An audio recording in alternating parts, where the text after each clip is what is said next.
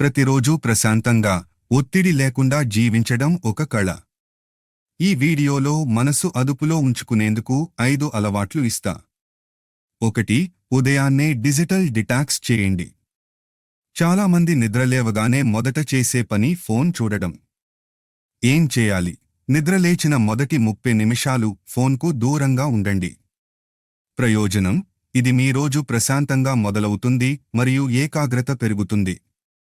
2. ప్రాణాయామం లేదా ధ్యానం చాలా ఉపయోగకరంగా ఉంటుంది.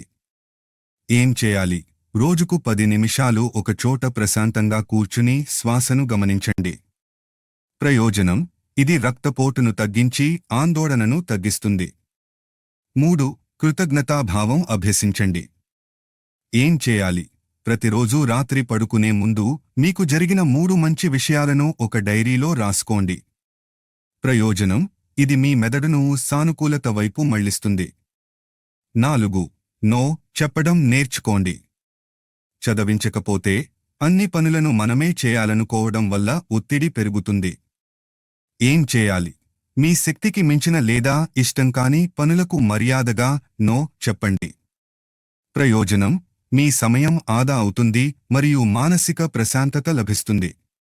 5. వర్తమానంలో జీవించండి. సగం బాధలు గతం గురించి ఆలోచించడం వల్ల మిగిలిన సగం భవిష్యత్తు భయంతో కలుగుతాయి. ఏం చేయాలి?